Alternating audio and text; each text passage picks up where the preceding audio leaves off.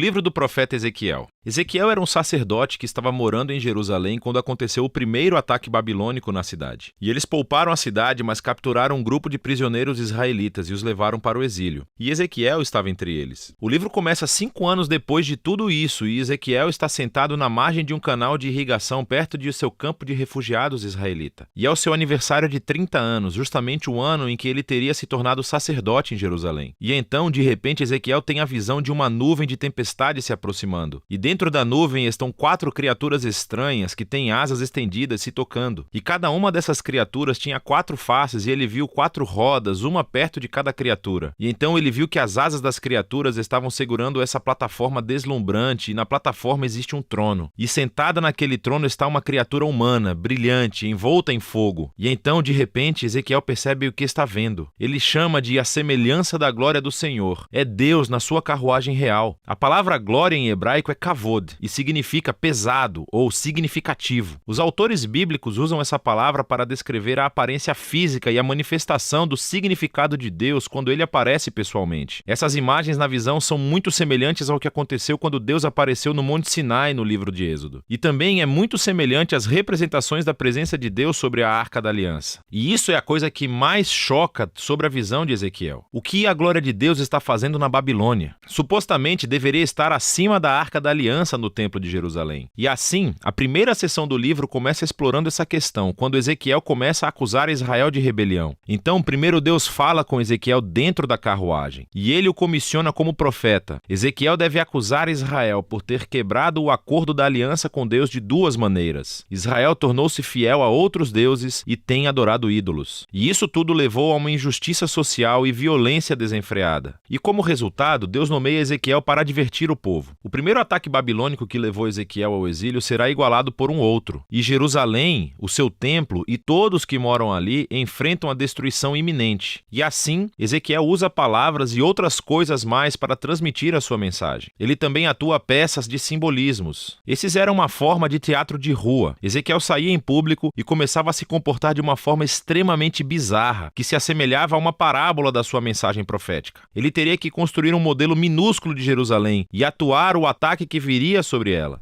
Ou deveria raspar todo o cabelo e depois cortá-lo com uma espada. Ou, o mais extremo, deveria desempenhar o papel de bode expiatório no dia da expiação. E teve que se deitar de lado por mais de 1 ano comendo comida cozida em cima de cocô, como um sinal da comida desagradável que as pessoas teriam que comer durante o cerco de Jerusalém. E talvez o mais desalentador de tudo seja a má notícia que Deus deu a Ezequiel, que ninguém iria ouvi-lo. Israel o rejeitaria por causa de seu coração rebelde e duro. E isso lembra a descrição que Moisés fez do povo após as rebeliões no deserto, quando ele previu que o exílio um dia aconteceria e Ezequiel teve o infeliz privilégio de ver tudo acontecer. E então Ezequiel, desanimado, começa a executar a sua tarefa. E depois de cerca de 1 ano, ele tem outra visão, e esta é sobre o templo. Ele faz uma turnê virtual pelo templo e vê o que está acontecendo lá na sua ausência, e isso não é bom. No pátio externo, em frente ao templo, ele vê uma estátua gigante e inativa, e ele vê os presbíteros de Israel adorando outros deuses,